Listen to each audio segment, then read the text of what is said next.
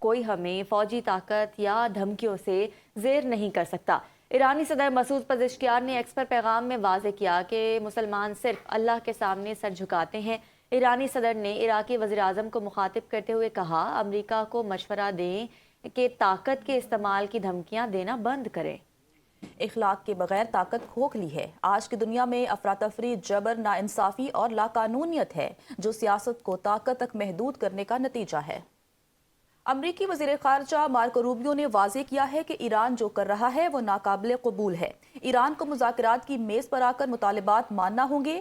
Jared Kushner اور Witkoff مذاکرات پر کام کر رہے ہیں۔ ایران کے پاس ایٹمی ہتھیار آ گیا تو وہ پوری دنیا کو یرغمال بنائے گا۔ امریکہ سمندری آمد و رفت بحال کرنے کی کوشش جاری رکھے گا۔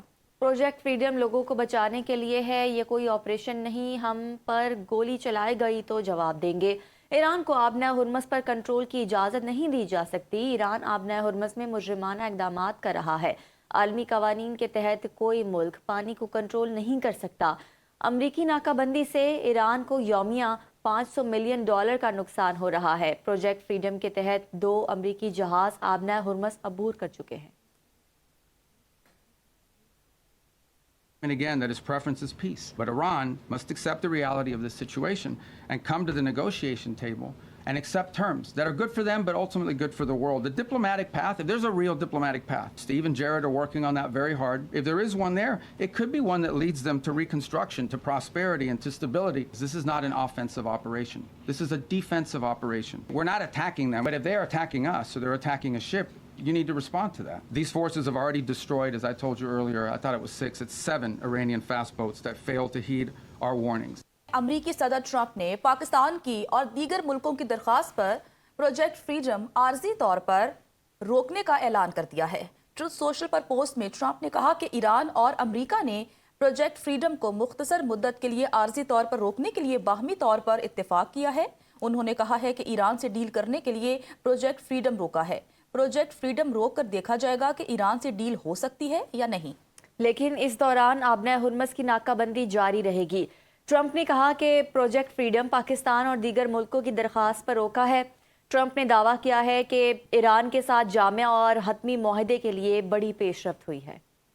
خطے میں کشیدگی کے خاتمے کا مشن، ایرانی وزیر خارجہ عباس عراقچی اعلیٰ سطح سفارتی وفد کے ہمراہ چین پہنچ گئے۔ خبر ایجنسی کے مطابق عباس عراقچی چینی ہم منصب کے ساتھ ملاقات کریں گے۔ چین کے ساتھ 2 طرفہ تعلقات اور عالمی امور پر اہم بات چیت ہوگی۔ ملاقات میں خطے کی صورتحال اور کشیدگی پر مشاورت ہوگی۔ ایران کبھی جوہری ہتھیار نہیں رکھ سکتا، نہ ہی اسے ایٹمی ہتھیار بنانے دیں گے۔ امریکی صدر ٹرمپ کا ایک بار پھر اعلان، کہا کہ ایران کے پاس ایٹمی ہتھیار آیا تو پوری دنیا کے لیے مشکل ہوگی۔ B-2 بمبار طیارے نہ بھیجتے تو ایران 2 ہفتوں میں جوہری ہتھیار بنا لیتا۔ ایران کے پاس اگر ایٹم بم ہوتا تو آج ہم یہاں نہ ہوتے۔